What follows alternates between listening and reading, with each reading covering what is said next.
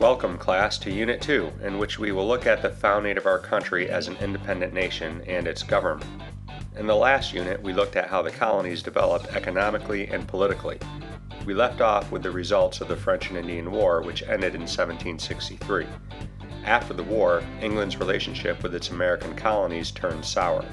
The King and Parliament attempted to assert more control over the colonies in the form of taxes and regulations.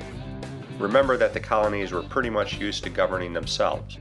When England reversed their former policy of salutary neglect, the colonists began to question if they would rather be independent. In today's video lecture, we quickly examine some of the British policies and how the colonists responded to them, which ultimately led to the Declaration of Independence. We begin with the Sugar Act of 1764, which, in addition to levying more taxes on colonial trade, also allowed British officials to seize the property of suspected smugglers, of which there were plenty. Many colonists engaged in smuggling in an effort to avoid British taxes. After the Sugar Act came the Stamp Act of 1765. This act did not place a tax on stamps. It did place a tax on all written and legal documents. Colonists were outraged at this tax, which they saw as unfair. In major cities, especially in Boston, some colonists formed an organization called the Sons of Liberty who protested British policies. The Sons of Liberty proposed and tried to enforce boycotts of British goods, and they intimidated British tax collectors with harmless practices like tarring and feathering and destroying their houses. A more organized protest took the form of the Stamp Act Congress, in which representatives of the colonies met in New York City. During this Congress, many colonists argued that British taxes were unfair because the colonists had no representation in Parliament. The cry, "No taxation without representation," was a common refrain. It was during the Stamp Act Congress that Patrick Henry delivered his famous speech in which he said, "Give me liberty or give me death." After the outcry over the Stamp Act, Parliament repealed it.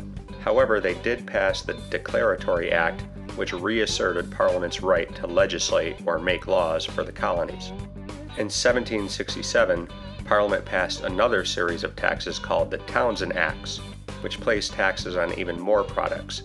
In addition to the taxes, the Townsend Acts also allowed British officials to search any ship they wanted without getting a warrant from a judge. All they needed was a writ of assistance.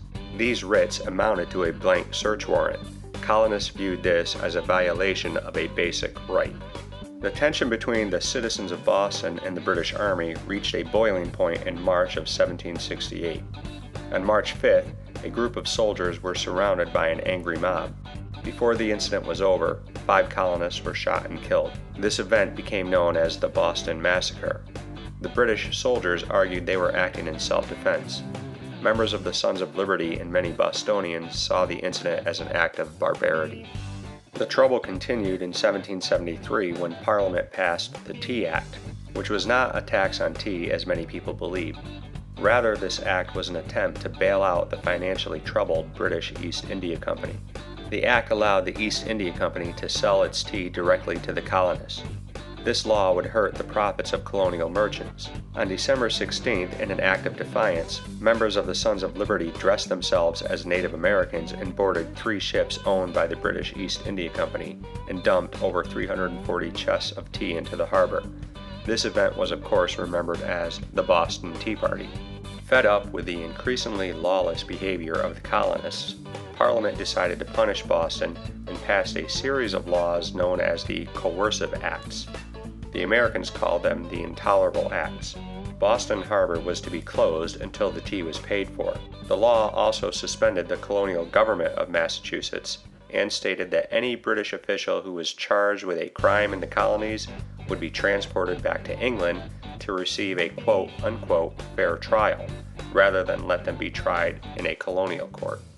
In September of 1774, representatives of 12 of the 13 colonies met at the First Continental Congress, which convened in Philadelphia. The purpose of the Congress was to organize a course of action to take regarding the increasing hostilities with England.